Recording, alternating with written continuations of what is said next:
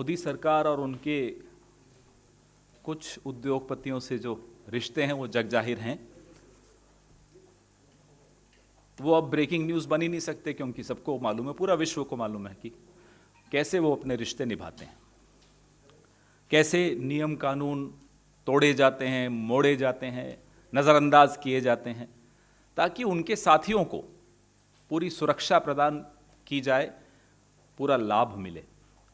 आम करदाता जो अपनी मेहनत की कमाई बैंकों में रखता है वो जाए भाड़ में, मोदी सरकार को उसकी कोई चिंता नहीं। आज जो विषय है वो मोदी जी के बहुत करीबी दोस्त और अब सांसद भी हैं, भारतीय जनता पार्टी समर्थित सांसद सुभाष चंद्र गोयल जी के विषय में। यस बैंक लिमिटेड एक निजी बैंक था, 2020 तक बहुत ज़्यादा घाटे में चला गया था और उसको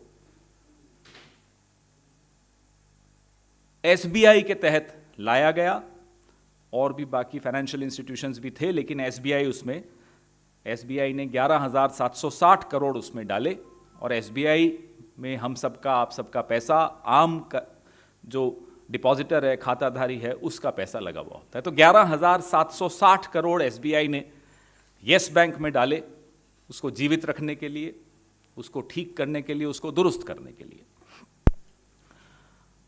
अब यस बैंक जो है वो एक एसोसिएट बैंक एसबीआई का माना जाता है, कहलाया जाता है। उसकी कैटेगराइजेशन जो है वो है एसोसिएट बैंक ऑफ एसबीआई। अब वो निजी बैंक नहीं माना जाएगा, अब वो एसबीआई का एसोसिएट बैंक है। यह बात पहले ही स्पष्ट हो जाए तो फिर आगे बात करना आपको समझना आसान होगा, मुझे बोलना आसान होगा। अब उसके जो बोर्ड ऑफ डायरेक्टर्स हैं यस बैंक के, उसमें एसबीआई के प्रतिनिधि हैं, आरबीआई के प्रतिनिधि हैं, रिजर्व बैंक ऑफ इंडिया के, और बाकी फाइनेंशियल इंस्टीट्यूशंस के प्रतिनिधि भी उसके बोर्ड पर हैं।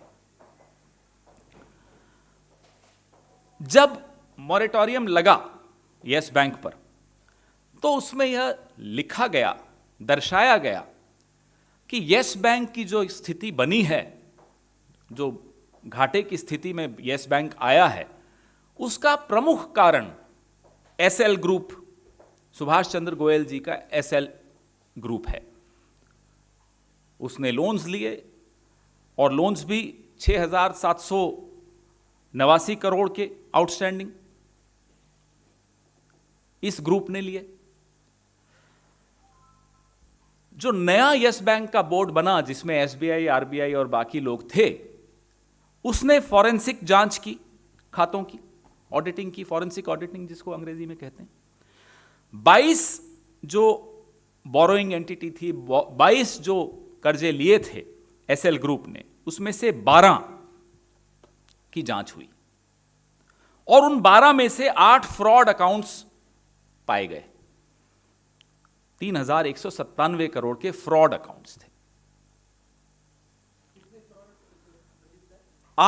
12 में से 22 अकाउंट्स में से 12 की फॉरेंसिक जांच हुई, और उस 12 में से 8 फ्रॉड पाए गए।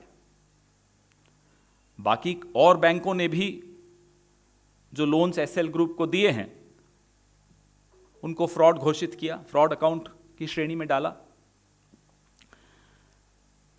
जब कोई कर्जा लेता है, कोई कंपनी बैंक से कर्जा लेती है, तो कुछ सिक्योरिटी, कुछ कोलेट्रल, कुछ रखना पड़ता है कोलेट्रल।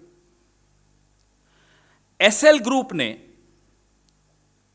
डिश टीवी, जो उनकी एक कंपनी है, बीएसई और एनएसई में है यह कंपनी, उसके शेयर्स सिक्योरिटी के तौर पर रखे यस बैंक के साथ। अब जब ये पैसा नहीं लौटा पाए तो यस बैंक ने जून 2020 को प्रक्रिया शुरू की कि जो शेयर्स हैं वो ले लिए जाएं, और अगस्त 2021 तक ये प्रक्रिया खत्म हुई, और अब यस बैंक के पास डिश टीवी के 25.63% शेयर्स हैं, 25.63% शेयर्स डिश टीवी के अब यस बैंक के पास हैं। कर्जा लिया था, नहीं चुका पाए, जो सिक्योरिटी थी वो जब्त कर ली, वो शेयर्स थे, सिक्योरिटी वो जब्त कर ली। जो प्रमोटर था डिश टीवी का, जो कंपनी, उसका शेयर्स अब 5.93% बचे। तो बहुत बड़ा शेयर होल्डर डिश टीवी का अब यस बैंक बन गया 25.63%। 4 सितंबर 2021 को यस बैंक ने डिश टीवी के बोर्ड को एक पत्र लिखा। उनको कहा कि आप extra ordinary general body meeting बुलाइए ताकि नए बोर्ड ऑफ डायरेक्टर्स बनाए जा सकें, पुराने हटाए जा सकें।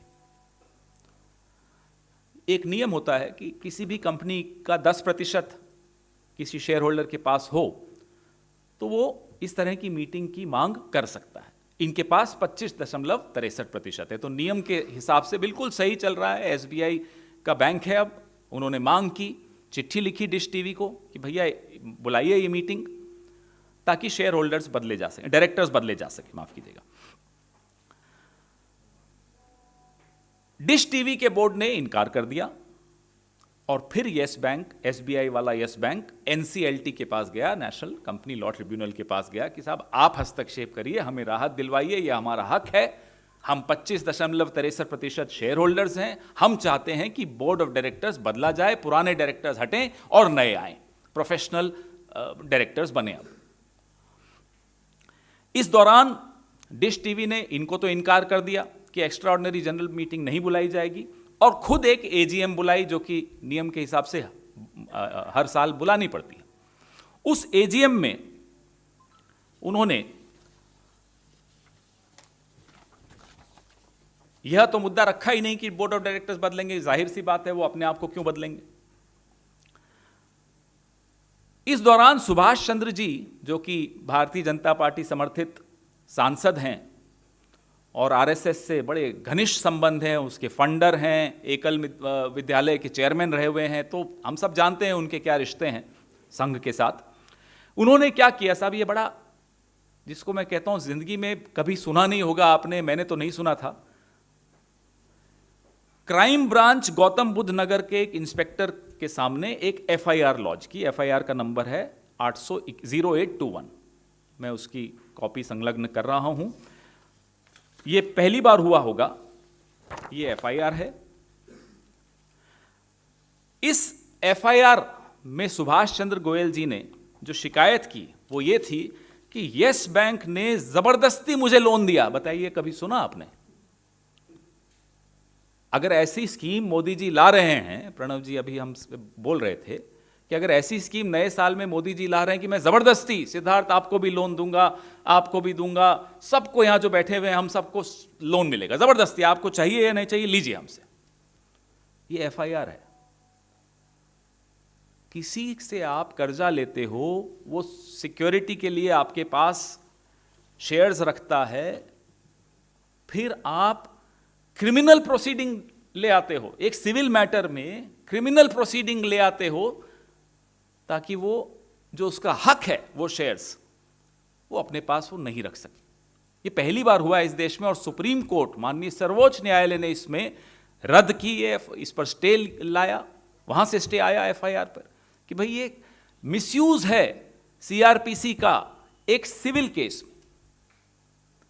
विशेषज्ञों ने इस पर लिखा है, काफी कुछ बोला है कि ये कभी हुआ ही नहीं, अनप्रेसिडेंटेड है, कभी नहीं हुआ ये।